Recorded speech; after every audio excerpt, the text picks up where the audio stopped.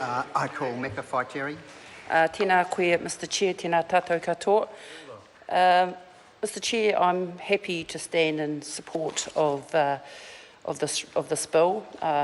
Obviously, we're in committee stage, and I want to acknowledge, I guess, the Select Committee, and there's acknowledgement of a colleague of ours as the last man standing. So last standing that he's got himself a yellow card and is not in the House this afternoon, this evening. Order. But I do want to acknowledge... You can't refer to the absence of members. Apologies, Mr Chair. This bill is referred as an omnibus bill that is provided under Standing Orders 2621E. The intent of the bill I will refer to as a ROLD bill. It attempts to make changes to a land status that cannot otherwise be dealt with easily. ROLD bills deal with authorisations, transfers and validations of matters relating to Crown land, reserves and other lands held for public or private purposes. Such bills, Mr Chair, can be used to correct historic oversights and errors or to clarify and simplify issues regarding land status, particularly when determining whether a certain use or method of management is legally permissible. Mr Chair, I too want to note that this bill has been around for a long time. We did see that it was first introduced in 2008, but I think it has a sort of earlier introduction. I understand it's a mechanism to gather up parcels of land to move them to where they are most appropriately set, Mr Chair. However, noting that it first was introduced in the House in 2008, that the Select Committee, and when I look at the list of Select Committees, many other people have gone, reported back in 2009. And like previous speakers have said, it's supposed to be a non-controversial bill. I guess the question I have, and hopefully the Minister could answer, is that there's been a 7 years lapse between the reporting back of the Select Committee in 2009 and where we find ourselves today.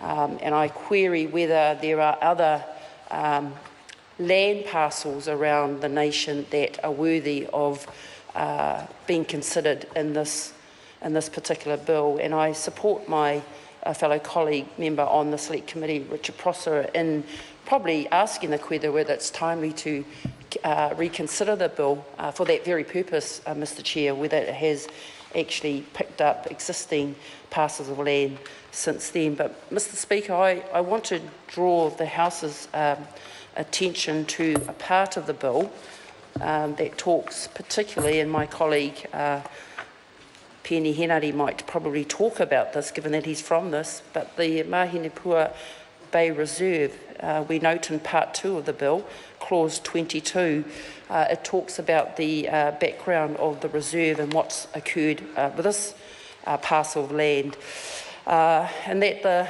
reserve land forms part of the bed of Mahinepua Bay. The land formed by accretion is a narrow spit just above mean high water mark. In 1995, the Mahinepua Bay Reserve land was declared a local purpose, or Esplanade Reserve, under the Reserves Act 1977. In accordance with a notice in the Gazette of 2005, it is currently administered by the trustees of the adjoining Māori reservation, Mahinepua B1 block, known as the Mahinepua B1 Māori Reservation.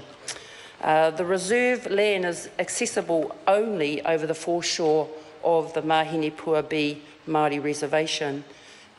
It notes that the local community, including local members of Parliament, local authorities, iwi, local hapu, community representatives and the trustees wish that the Mahinepua Bay land to be a Māori reservation for esplanade purposes for the common use and benefit of the people of New Zealand.